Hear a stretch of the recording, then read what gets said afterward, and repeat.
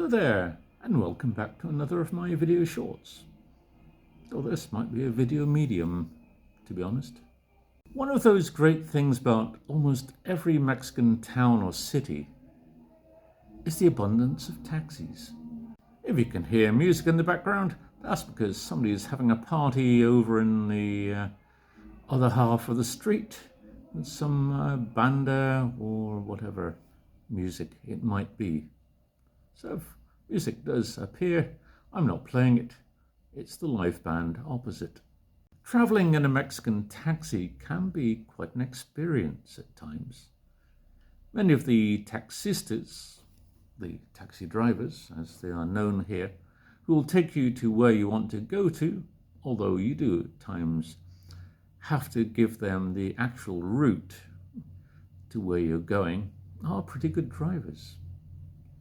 Compared to taxi drivers in London who do the knowledge test, where you just have to say, if you happen to be drunk, take me home, and they will know where you live.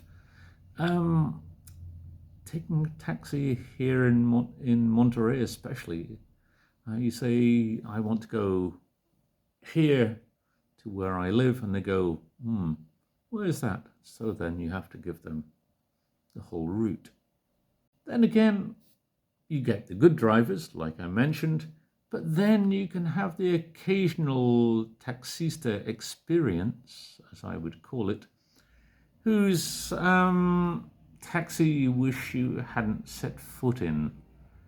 They don't do MOTs here to check the integrity of a vehicle, and I have been in a couple where as the driver braked, my seat moved forwards. And with ones like this, you really are glad when you get home. With these lovely drivers, if that's a word for them, I use that in an ironic way, you probably have found that your seat has moved as you drive along, and your fingers have probably left a permanent indentation either in the dashboard in front if you are brave enough to sit next to the driver, or in the back in the seat in front of you. You have permanent indentations there, and when you get out, you really feel as though you should kiss the road. Maybe that's what John Paul II, the late Pope, why he used to kiss the tarmac every time he got off a plane. But you certainly are very glad you've got back home in one piece, physically, mentally, maybe 90%. I remember we were in Mexico City one time, and I can't remember where we were heading to. Maybe it was to the bus station to head up to Hidalgo or wherever it was. And there was a lot of traffic, as there tends to be in Mexico City. And we used this accidental phrase, or a phrase we should not have used, but we did accidentally. And that was, we're in a hurry. So the driver of the Beetle duly obliged. Somehow, I don't think we really should have mentioned that little phrase, because the driver we were traveling with probably would have given Verstappen or any other Formula One driver a run for their money. Sadly, in Mexico City, those characteristic Beetle taxis were phased out in 2012. They said that it was because of safety concerns, because as a Beetle only has 2 doors, it apparently made the passenger rather vulnerable. Some of these bochos, as the Beetle tends to be known here in Mexico, do still ply their trade around Mexico City, albeit a little illegally. It's as though these beetles have become a symbol of resistance against the government in many ways, especially in the Cuautepec area of Mexico City, which is often called Bocholandia. I mean, how can you get rid of the bocho? I mean, it's a cultural icon of Mexico City. Actually, it's a cultural icon of most of Mexico, really. I mean, the amount of beetles you still see on the roads in various states is incredible, considering they don't make them anymore. Among those many things that I learned early on as what you shouldn't really do here in Monterrey and Mexico in general, like asking if the owner of the shop has eggs.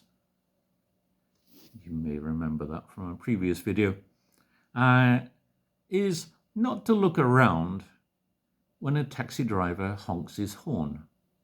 In Britain, honking sounds from cars is not so common. People don't really use their horns so much, only in dire circumstances. But when it does happen, you tend to look around. I mean, it's kind of a bit of a surprise, really. We were walking along one of the streets in the center of Monterrey, can't remember which one, and I heard a car horn, and on reflex, I looked around to see what it was. And all I saw was a taxi, which duly pulled up next to us, and we just kept walking. And for some reason, the taxi driver seemed a little bit on the annoyed side. I'd say a little on the pissed off side to a degree.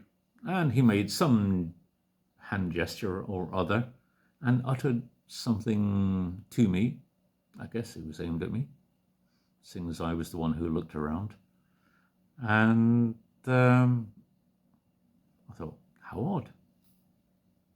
As he sped off, continuing his gestures and little things he said, I said, what's his problem? Which my wife said, well, my dear, when a taxi driver honks, he's just trying to attract your attention, as he might need a taxi. Oh, I didn't know that. Now I know this little detail. I don't seem to flinch whenever I hear the bap bap from a Taxista, or any taxi for that matter. I